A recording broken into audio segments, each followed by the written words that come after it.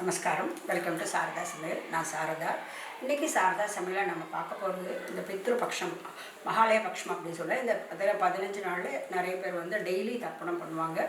தர்ப்பணம் பண்ணுறவங்க வந்து வீட்டுக்கு காய்கறிகள் வந்து கொஞ்சம் நம்ம வந்து டெய்லி யூஸ் பண்ணுற காய்கறியெல்லாம் நம்ம யூஸ் பண்ண மாட்டோம்.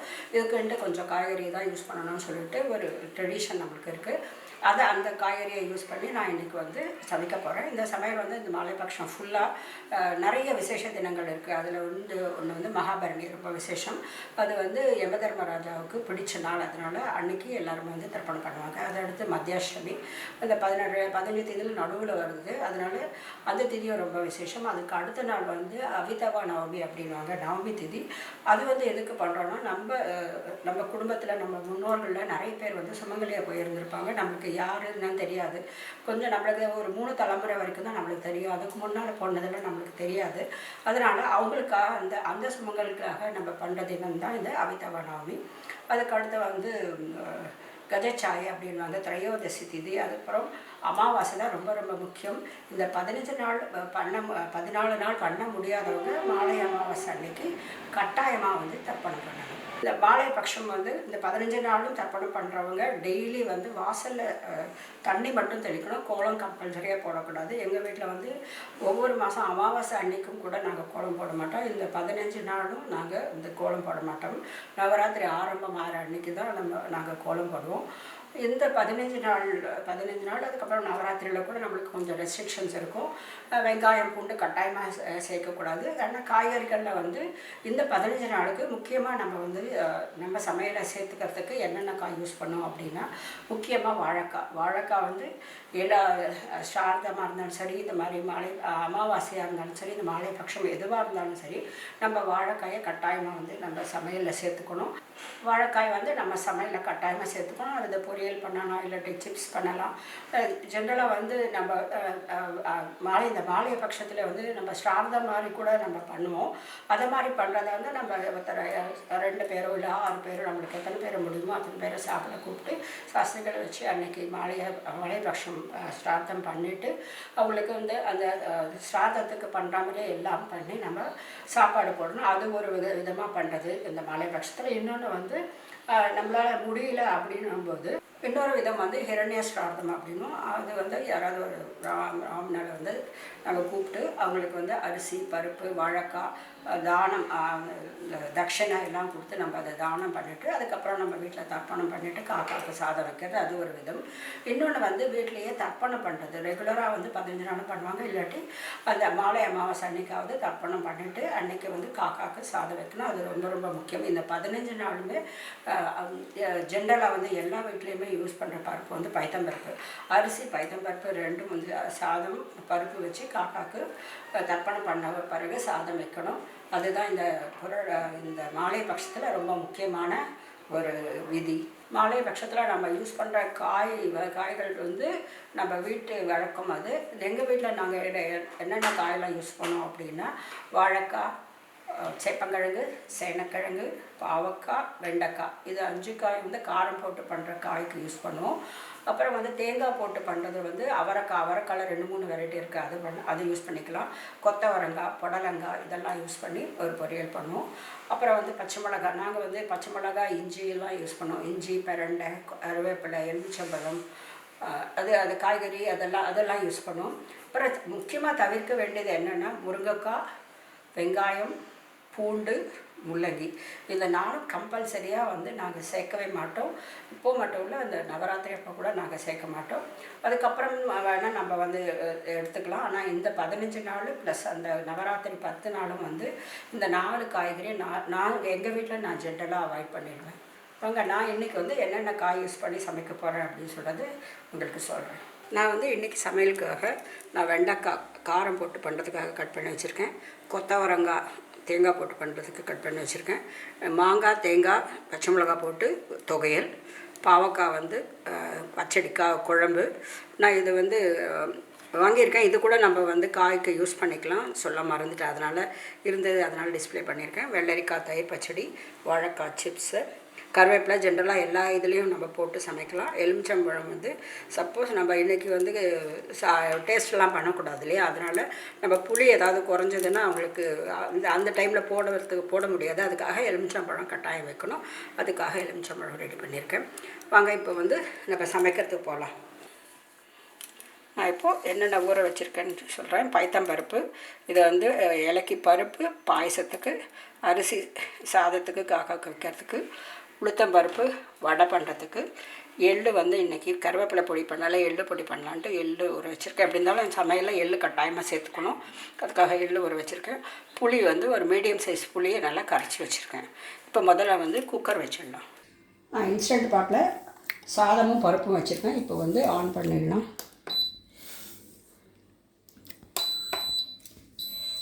இது எப்படி இருந்தாலும் ஆகிறதுக்கு ஒரு 45 to 50 மினிட்ஸ் ஆகும். அதுக்குள்ளே நம்ம மீதி எல்லாம் பண்ணிடலாம். முதல்ல வந்து கொத்தவரங்காய் பொரியலுக்கு வந்து தேங்காயை வந்து நம்ம மிக்சியில் நல்லா வந்து கிரைண்ட் பண்ணால் மெல்லிசாக பொடியாக துருவல் வந்துடும். முதல்ல அதை பண்ணிடலாம்.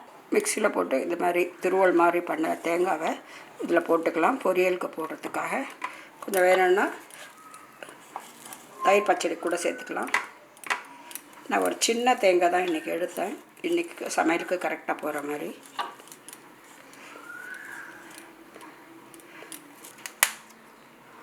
அடுத்து நம்ம தேங்காய் மாங்காய் தொகையல் பச்சடின்னு சொல்லுவோம் நாங்கள். அதுக்காக நான் ஒரு 5 பச்சை மிளகாய் எடுத்திருக்கேன்.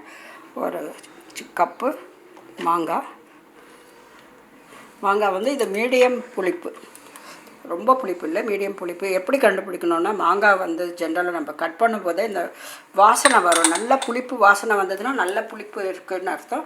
இது அந்த அளவுக்கு நம்ம ஆவக்காய் ஊறுகாய் போடும்போது மாங்காய் வாசனை வரும்ல, அந்த அளவுக்கு இல்லை. அதனால் கொஞ்சம் தான் இருக்குது. அதுக்கேற்ற மாதிரி நான் வந்து தேங்காயும் பச்சை மிளகாய் போட்டிருக்கேன். கொஞ்சம் காரம் வேணும். இப்போ இதுக்கு தேவையான அளவு உப்பு சேர்த்துட்டு இதில் தண்ணியை விடக்கூடாது. தண்ணி விடாமல் நம்ம மிக்சியில் அரைக்கணும். இந்த தொகையில் வந்து ரொம்ப நல்லாயிருக்கும்.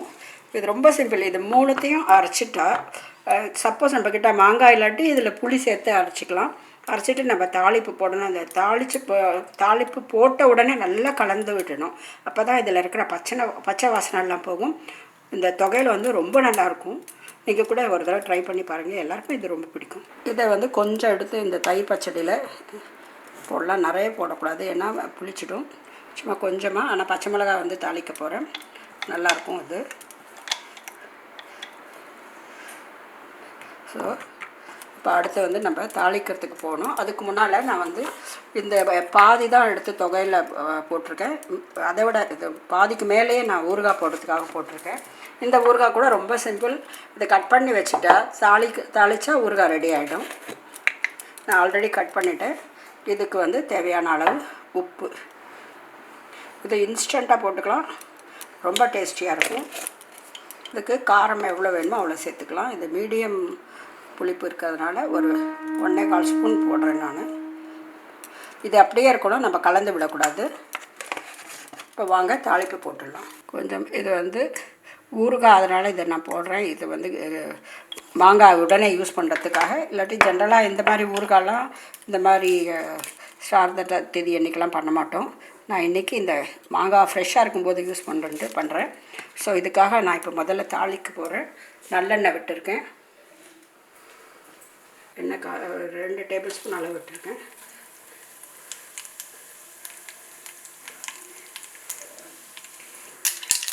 அது நல்லா வெடிக்கணும்.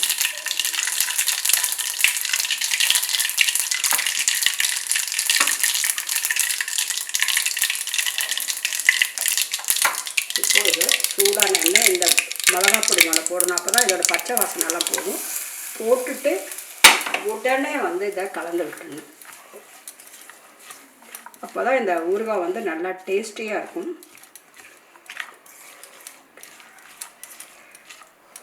இந்த உப்பு மிளகாய் பொடி எல்லாம் ஊறினா சூப்பராக இருக்கும் இந்த ஊறுகாய்.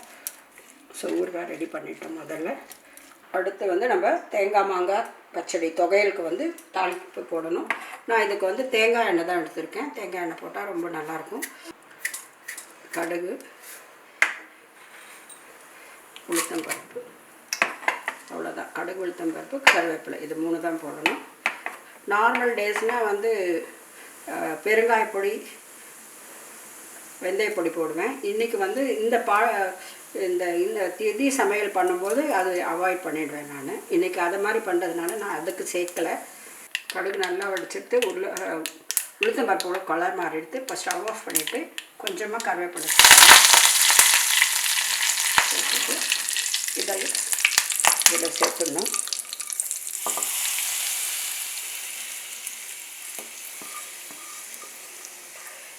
இந்த தொகையெல்லாம் பண்ணுறதுக்கு ஒரு 2 நிமிஷம் 3 நிமிஷம் அவ்வளோதான் டைம். இப்போ இதையும் அதே மாதிரி சூடாக இருக்கும்போது உடனே கலந்து விட்டுடணும்.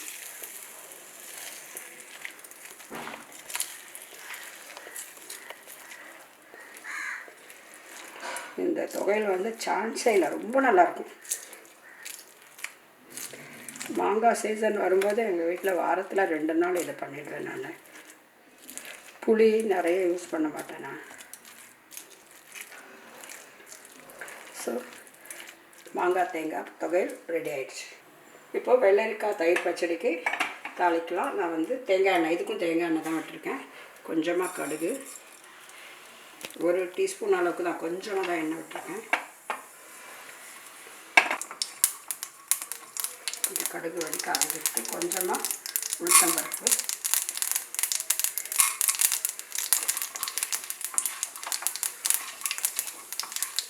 துவையல் அரைச்சதும் கொஞ்சம் சேர்த்துருக்கோம். அதனால் ஒரே ஒரு பச்சை மிளகாய் தான் இதுக்கு தாளிக்கிறதுக்கு போடுறேன் நான்.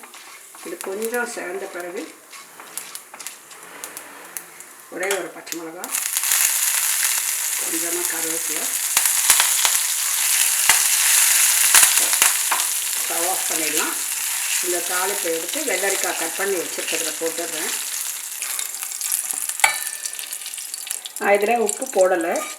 நான் ஜென்ரலாக இதை எல்லாத்தையும் போட்டுட்டு பரிமாறுறதுக்கு முன்னால் உப்பு தயிர் 2மே சேர்ப்பேன். அப்போ தான் தயிர் பச்சடி வந்து நல்லா கெட்டியாக இருக்கும். முதல்ல உப்பு போட்டுட்டா நிறைய தண்ணி விட்டுடும். ஸோ தயிர் பச்சடிக்கு தாளிச்சாச்சு. எள்ளு பொடி பண்ணுறதுக்கு நான் 3 காஞ்ச மிளகாய் எடுத்திருக்கேன். கொஞ்சமாக கடுகு, நாங்கள் ஜென்ரலாக வந்து கருவேப்பிலை பொடி தான் பண்ணுவோம். இன்றைக்கி வந்து சரி இது பண்ணலாம், கொஞ்சம் நாளை பட்சம், அதனால் சரி எள்ளு கூட சேர்த்து பண்ணோம். எள்ளுருண்டை பண்ணுவோம். இன்றைக்கி எள்ளுருண்டெல்லாம் ஒன்றும் பண்ண போகிறதில்ல. அதனால் சரி எள்ளு இந்த மாதிரி சாப்பிட்லாம் அப்படின்ட்டு இதுக்கு ஒரு டேபிள் ஸ்பூன் அளவுக்கு நான் உளுத்தம்பருப்பு போட்டிருக்கேன். இதை நல்லா வறுத்துக்கலாம். நல்லா உளுத்தம்பருப்பு நல்லா செவக்க வறுத்தாச்சு. இப்போ இதை ஸ்டவ் ஆஃப் பண்ணிவிட்டு இதை ஒரு பாத்திரத்துக்கு எடுத்துக்கலாம். அடுத்து எள்ளை வந்து வெறும் வானலியில் நம்ம வறுத்துக்கணும். இது நல்லா அலம்பிட்டு வடிகட்டி வச்சுருக்கேன். இது நல்லா வெடிக்கும் போது ஸ்டவ் ஆஃப் பண்ணிடலாம். அது வரைக்கும் நம்ம இதை வறுத்துட்டே இருக்கணும்.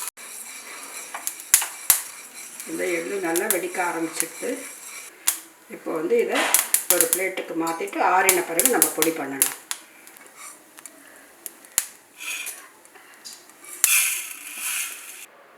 அடுத்து நம்ம பாவக்காய் குழம்பு, நாங்கள் புளிச்சு பச்சடி சொல்லுவோம், அதுக்கு வந்து தாளிச்சிக்கலாம். முதல்ல கொஞ்சம் கடுகு, கொஞ்சம் உளுத்தம்பருப்பு,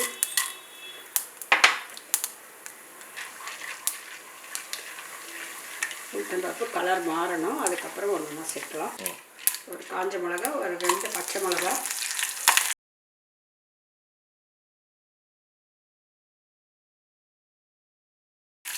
கொஞ்சமாக கருவேப்பிலை,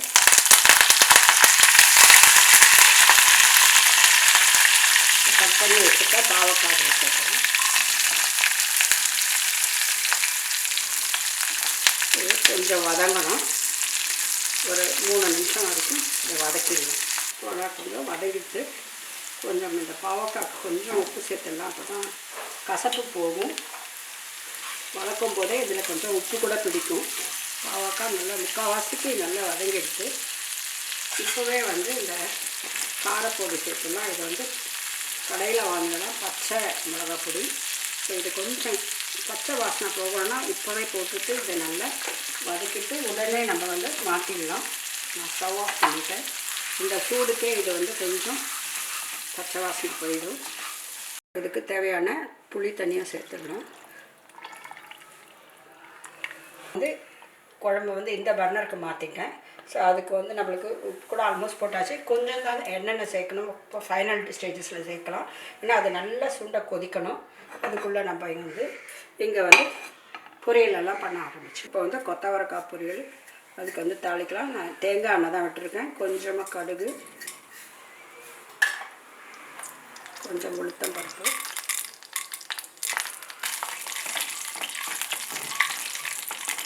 ஒரே ஒரு மிளகா கட் பண்ணியிருக்கேன், அதையும் போட்டுருக்கேன்.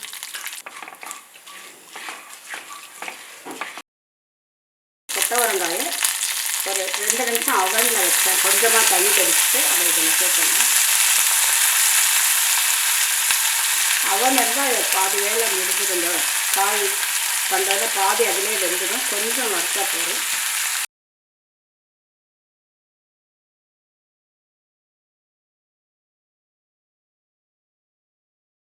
இதுக்கு தேவையான அளவு உப்பு நிறைய வேண்டாம், கொஞ்சம். இதுக்கெல்லாம் குறைச்சலாக இருந்தாவே நல்லாயிருக்கும்.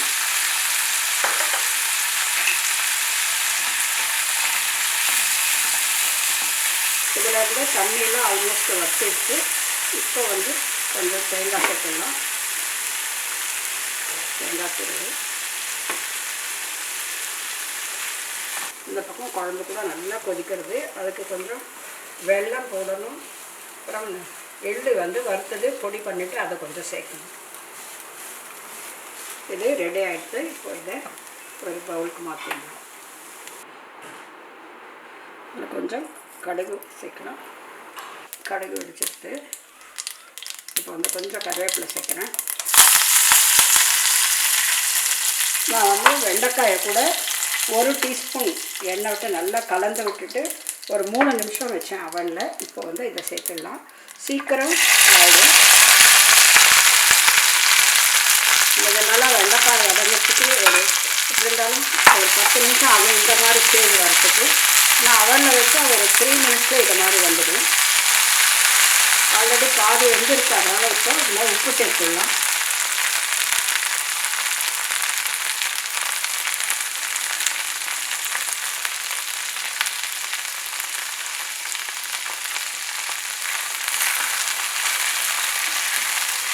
ஒரு 2 நிமிஷம் வதங்கிட்டோம். அதுக்கப்புறம் நம்ம காரம் சேர்க்கணும். இதுக்கு தேவையான அளவு மிளகாத்தூள் சேர்த்துக்கலாம்.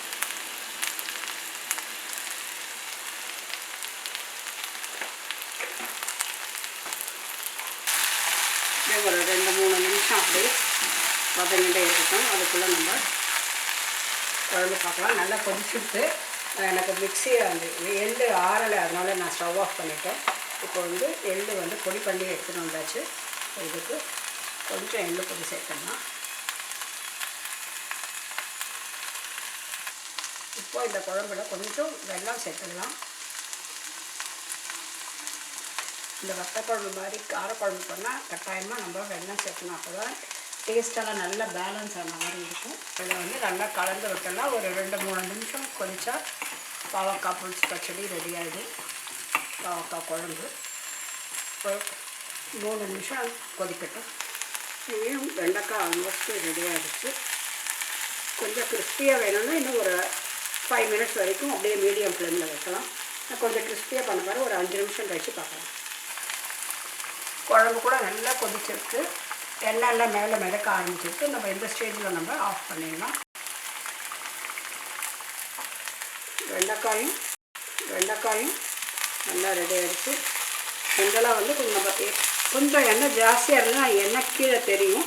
இந்த எல்லாம் இழுத்தெடுத்து இதையும் ஆஃப் பண்ணிடலாம். இப்போ எள்ளு பொடி பண்ணலாம். வறுத்து வச்ச உளுத்தம் பருப்பு, மிளகா, அதோட கொஞ்சம் இந்த பொடிக்கு தேவையான அளவு உப்பு சேர்த்துடலாம். உப்பு சேர்த்துட்டு இதை வந்து கோர்ஸாக அரைச்சிக்கணும். அதுக்கப்புறம் நம்ம ஆல்ரெடி அரைச்சி வச்சுருக்க எந்த பொடியும் சேர்த்து அரைச்சா எள்ளு பொடி ரெடி ஆகிடும். இப்போ வந்து இது கோர்ஸாக அரைச்சாச்சு.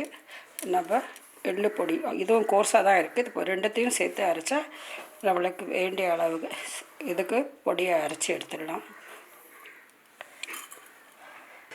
இப்போது இதை ஒரு தடவை மிக்சியில் போட்டு நம்ம நார்மல் மோடில் 1லேயே ஒரு 2-3 தடவை போட்டு எடுத்தால் எள்ளு பொடி ரெடி ஆகிடும்.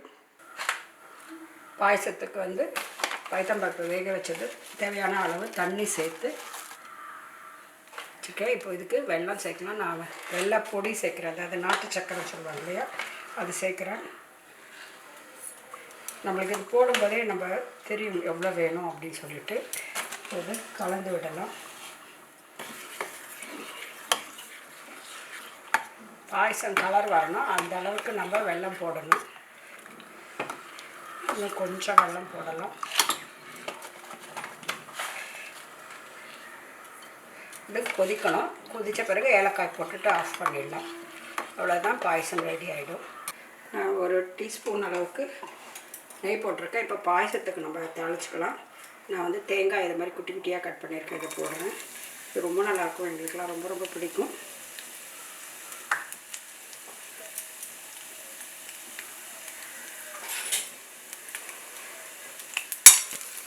இது நல்லா கோல்டன் ப்ரௌன் ஆகணும், அது வரைக்கும் நம்ம வறுத்துக்கலாம். பாயசம் நல்லா கொதிக்கிறது, கொஞ்சம் ஏலக்காய் பொடி போட்டுட்டு நல்லா கலந்துட்டு ஸ்டவ் ஆஃப் பண்ணிடலாம். பாயசம் ரெடி ஆகிடுச்சு. இந்த பக்கம் வந்து நம்ம பாயசத்துக்காக நமக்கு தேங்காய் வச்சுட்டே இருக்கும். தேங்காய் ஓரளவுக்கு கோல்டன் ப்ரௌன் எடுத்து இப்போ வந்து கொஞ்சம் முந்திரி சேர்க்குறேன்.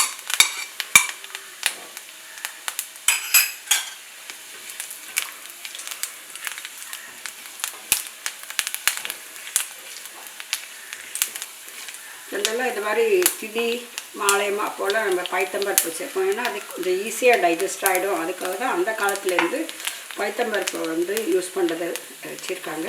அது இல்லாமல் உளுத்தம்பருப்பு உடம்புக்கு ரொம்ப ரொம்ப நல்லது, உடம்புக்கு நல்ல சக்தி கொடுக்கும். அதனால் உளுத்தம்பருப்பு நம்ம யூஸ் பண்ணுறோம். இப்போ இது ரெண்டும் நல்லா வறுபட்டுடுச்சு. முந்திரி நல்லா கோல்டன் ப்ரௌன் வரணுன்ட்டு அவசியம் இல்லை, தேங்காய் தான் நல்லா வரணும். இது மாதிரி இருந்தால் தான் அதோட டேஸ்ட் நல்லா என்ஹான்ஸ் ஆகும். ஸோ இது ரெடி ஆகிடுச்சு. இப்போ வந்து இதை பாயசத்தில் சேர்த்துடலாம். இப்போ வந்து ரவா கேசரி பண்ணுறதுக்கு நான் 3 டீஸ்பூன் நெய் விட்டுருக்கேன். கொஞ்சம் முந்திரி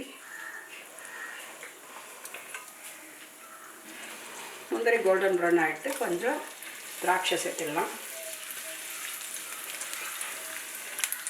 திராட்சை நல்லா உப்பி வரணும். உப்பி வந்துடுச்சுன்னா அது நல்லா வெந்துடுத்துட்டு இருக்கும். இப்படி வந்துடுத்து. இப்போ வந்து நான் ஒரு அரை அளவுக்கு ரவை சேர்க்குறேன். இதை நல்லா வறுத்துக்கணும். நான் இந்த பக்கத்தில் வெந்நீர் கூட வச்சுருக்கேன். ஸோ அதுவும் கொதிக்க ஆரம்பித்து சிம்மில் வச்சுருக்கேன். நான் இது வறுத்த உடனே அதை சேர்த்து உடனே ஒரு 5 நிமிஷத்துலேயே இதை பண்ணிடலாம். ரொம்ப ஈஸியாக பண்ணி முடிச்சிடலாம். நல்லா வறுபட்டுடுச்சு. லைட்டாக கலர் கூட மாறிடுது. இந்த ஸ்டேஜில் ஸ்டவ்வை ரொம்ப சிம் பண்ணிக்கணும். இங்கே வந்து தண்ணி கொதிச்சுட்டே இருக்குது. இதை கொஞ்சம் கொஞ்சமாக சேர்க்கணும்.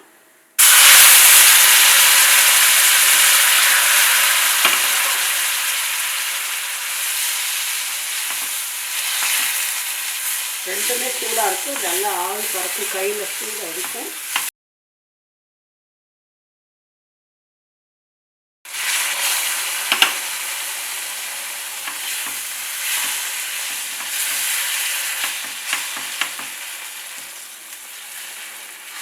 நல்லா வறுத்துட்டா கட்டிலாம் இருக்காது. நல்லா ஈஸியாக நான் கலந்து விட முடியும்.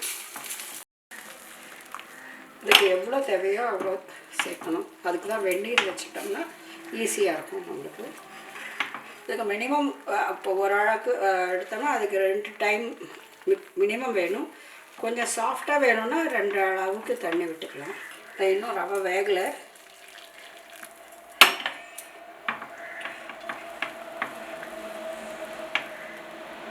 பார்த்தாவே தெரியும் இந்த ரவையில் கொஞ்சம் ஒயிட்டாக இருக்குது. அந்த ஒயிட்டாலாம் இல்லாமல் இருக்கணும். இந்த அளவு தண்ணி போகும். இப்போ நல்லா இது கலந்து விட்டால் வெந்துடும்.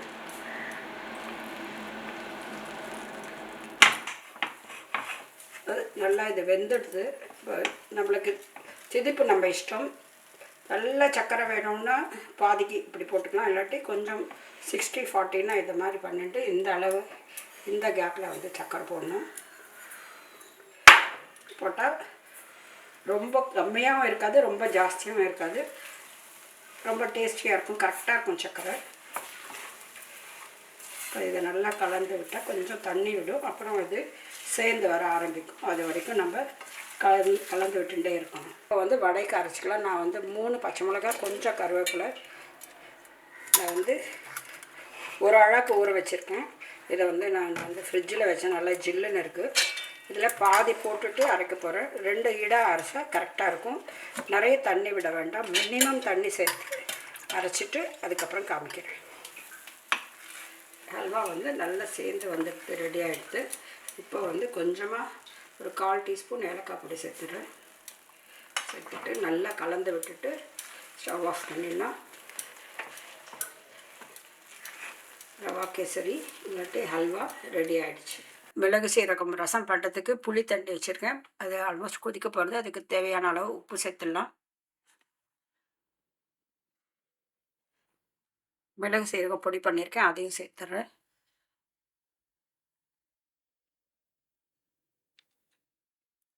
இப்போ இங்கே வந்து வடைக்கு எண்ணெய் வச்சுருக்கேன், வடை மாவு அரைச்சி வச்சுருக்கேன். இதை வந்து நல்லா நம்ம கையில் இந்த மாதிரி பீட் பண்ணிக்கணும்.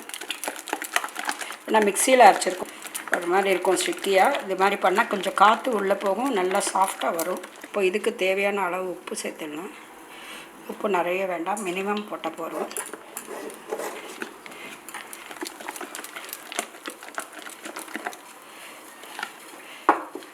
நல்லா ரெடி ஆகிடுச்சு.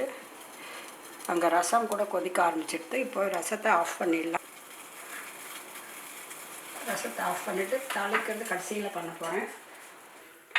இப்போ வந்து இதில் சூடான எண்ணெய் ஒரு டீஸ்பூன் விடலாம், இது சின்ன ஸ்பூன். இதை போட்டுட்டு இதை நல்லா கலந்து விட்டுடலாம். இப்போ எண்ணெய் கூட காஞ்சிடுது. இப்போ வடை தட்டிக்கலாம். எண்ணெய் காஞ்சிடுது. முதல்ல வந்து கையை ஈரம் பண்ணிக்கணும். நம்மளுக்கு எந்த சைஸ் வேணுமோ அந்த அளவுக்கு மாவு எடுத்துக்கணும். எடுத்துகிட்டு நடுவில் ஒரு ஓட்டை பண்ணிவிட்டு போடணும்.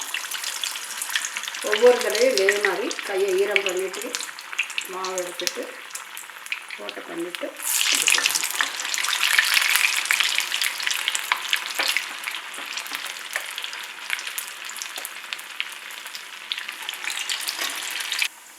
வடை நல்லா வெந்துடுத்து. இப்போ இதை எடுத்துடலாம். நான் வந்து முதல் ஈடு வந்து ரச வடை பண்ணான்னு நினச்சிட்டுருக்கேன். அதனால் ரசத்தில் இந்த வடையை போட போகிறேன்.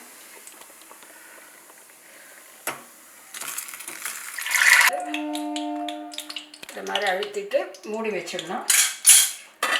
நான் மீதி வடையை இப்போ போட்டு எடுத்துகிட்டு போகிறேன். எல்லா வடையும் இதே மாதிரி போட்டு எடுத்துடணும்.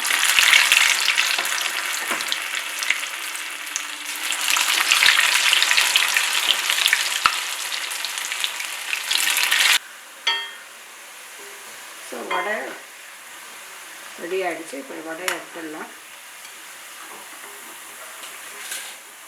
எங்கள் வீட்டில் வடையை விட இது மாதிரி குட்டி குட்டி தான் ரொம்ப பிடிக்கும். அதனால தான் இது தான் நாங்கள் ஜாஸ்தி போடுவோம்.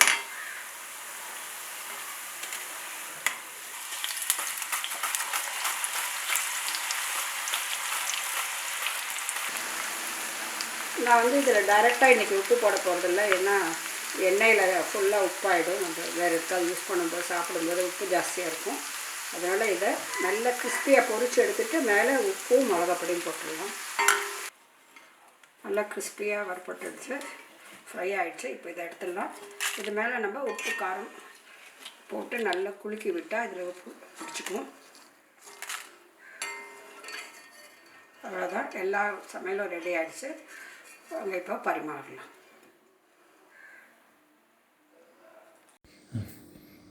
ஜென்ரலாக வந்து சிப்ஸ் போட்டு எடுத்த பிறகு உப்பு போட்டால் வந்து உப்பு பிடிக்காது, இல்லாட்டி மெத்துன்னு ஆகிடும் அப்படின்வாங்க. ஆனால் இந்த சிப்ஸ் வந்து வாழைக்காய் நல்லா ஃப்ரெஷ்ஷாக இருக்குது. நல்ல தின் ஸ்லைசர், பார்த்தாவே தெரியும் உங்களுக்கு.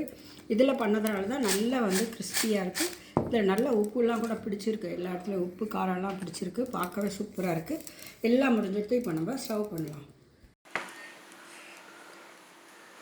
சமையல் எல்லாம் முடிஞ்சிடுது. இப்போது தயிர் பச்சடி மட்டும்தான் கலக்கணும். ஜென்ரலாக எல்லாம் முடிச்சுட்டு லாஸ்ட்டில் தான் நான் கலந்து வைப்பேன். இப்போ இதுக்கு தேவையான அளவு உப்பு போட்டுடுறேன். தயிர்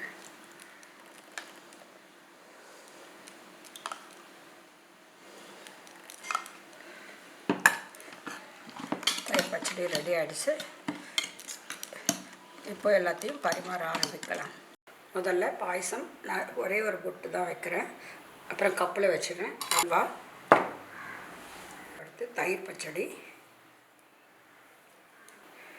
வெண்டைக்காய் பொரியல், கொத்தவரங்காய் வெங்காய பொரியல்,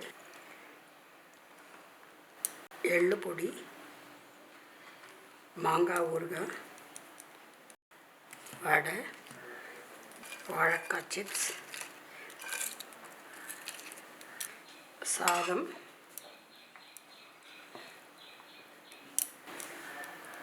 பருப்பு, நெய், ரசம் வடை, பாவக்காய் குழம்பு, ரசம், பாயசம், தயிர். அது வந்து கடைசியில் சர்வ் பண்ணிடலாம். இதுதான் மாலை அமாவாசை இல்லாட்டி பித்ருபக்ஷம்னு சொல்கிற இந்த மாலை பட்சத்தில் நாங்கள் வந்து ஜென்ரலாக ஃபாலோ பண்ணுற ஒரு சமையல் மெத்தட் இது. நான் இது காயில் மட்டும்தான் கொஞ்சம் மாற்றி மாற்றி பண்ணிக்கலாம். இந்த 15 நாளும் எங்கள் வீட்டில் மோஸ்ட்லி என்னென்ன காய் இருக்குன்னா வெண்டைக்காய் இருக்கும், செப்பங்கிழங்கு, சேனக்கிழங்கு, வாழைக்காய். இது 4 தான் மாற்றி மாற்றி வந்துகிட்டே இருக்கும். ஜென்ரலாக பாவக்காய் ஒரு நாள் பாவக்காய் பண்ணுவோம், அப்படி இல்லாட்டி சக்கரவள்ளி கிழங்கும் பண்ணுவோம். காரம் போட்டது அதே மாதிரி தேங்காய் போட்டதுலேயும் அவரைக்காய் என்ன வெரைட்டி கிடைக்கிறதோ அதே காராமணி கூட பண்ணிக்கலாம். புடலங்காய், கொத்தவரங்காய் அதெல்லாம் யூஸ் பண்ணிக்கலாம். இந்த மாலை பட்சத்தில் நாங்கள் மோஸ்ட்லி இதே சமையல் தான் நாங்கள் பண்ணுவோம். நாளைக்கு வந்து மத்தியாஷ்டமிக்கு இதே மாதிரி பண்ணுவோம். அவிதவா நவமி அடுத்த நாள் நவமி அன்றைக்கி வந்து எங்கள் மாமியாரோட திதி. அதனால் அன்றைக்கும் நாங்கள் வந்து இதே மாதிரி சமையல் தான் பண்ணுவோம். இந்த 15 நாளும் ஜென்ரலாக எனக்கு கல்யாணம் ஆகி 42 வருஷம் ஆகுது. 42 வருஷமும் எங்கள் வீட்டில் இந்த மாலைபட்சம் 15 நாளும் தர்ப்பணம் பண்ணுவாங்க. தர்ப்பணம் பண்ணி சமையல் பண்ணுறது வந்து அவ்வளோ பெரிய எங்களுக்கு கஷ்டமாக இருக்காது.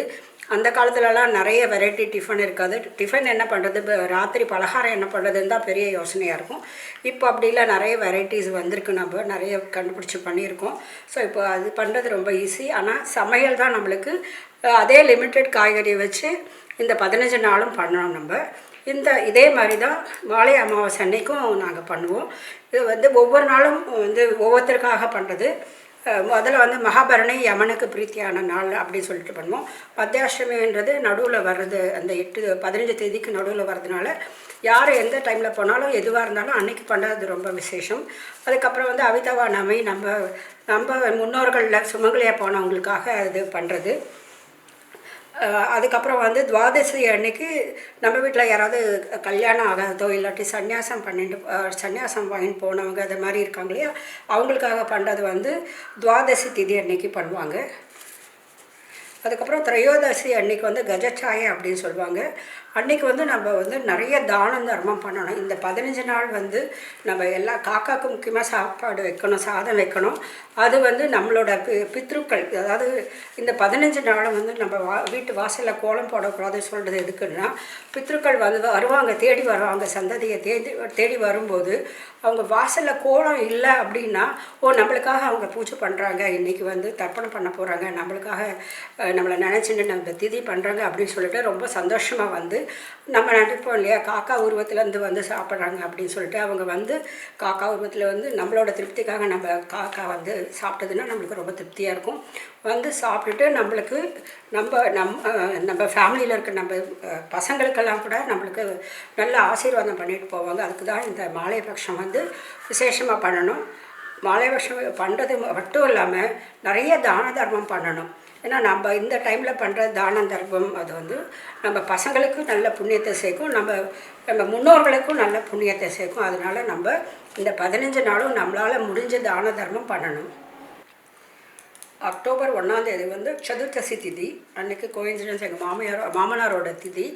அன்றைக்கி வந்து தர்ப்பணம் பண்ணுறது யாருக்குன்னா அகால மரணம் அடைஞ்சிருப்பாங்க நிறைய பேர், ஃபுல் லைஃப் இருந்திருக்க மாட்டாங்க. அப்புறம் இந்த ஆக்சிடெண்ட் விபத்தில் எல்லாம் போனவங்க இருக்காங்களே, அவங்களுக்காக பண்ணுறது வந்து சதுர்த்தசி திதியில். அப்புறம் அமாவாசை அன்னைக்கு யாருக்கு வேணால் பண்ணலாம். நம்மளுக்கு தெரிஞ்சவங்க, ஃப்ரெண்ட்ஸு, நம்ம வீட்டில் வளர்ந்தவங்க இல்லாட்டி ஃப்ரெண்ட்ஸு இல்லாட்டி யார் நம்மளுக்கு தெரியுமோ அவங்களுக்கு எல்லாருக்குமே நம்ம மாலை அமாவாசை அன்னைக்கு திதி கொடுக்கலாம். நம்ம இந்த மாலை பட்சம் பித்ருபக்ஷம் வந்து நம்ம கண்ட்ரியில் இந்தியாவில் பிறந்தவங்க எல்லாருக்குமே தெரியும் அதோட முக்கியத்துவம் பற்றி. அதனால் நம்ம வந்து எல்லாருமே நம்மளோட மூதாதையர்களுக்கு இந்த மாலை பட்சம் ஃபுல்லாக நம்ம தர்ப்பணம் கொடுக்கணும். அப்படி முடியாதவங்க கடைசி நாளான மாலை அமாவாசை அன்னைக்கு திதி கொடுத்து நம்மளோட முன்னோர்களுக்கு சந்தோஷப்படுத்தி அவங்கக்கிட்டேருந்து நல்ல ஆசீர்வாதம் வாங்கிட்டு நம்ம நல்லா இருக்கணும் அப்படின்னு சொல்லிட்டு உங்கள் எல்லாருக்கும் நான் வந்து ஒரு வேண்டுகோள் விடுக்கிறேன். இந்த வீடியோ உங்களுக்கு பிடிச்சிருக்குன்னு நினைக்கிறேன். பிடிச்சிருந்தால் மறக்காமல் லைக் பண்ணுங்கள். இந்த வீடியோ உங்கள் ஃப்ரெண்ட்ஸ் அண்ட் ரிலேட்டிவ்ஸ் எல்லாம் ஷேர் பண்ணுங்கள். இன்னொரு வீடியோவில் உங்களை நான் சந்திக்கிறேன். நன்றி, வணக்கம்.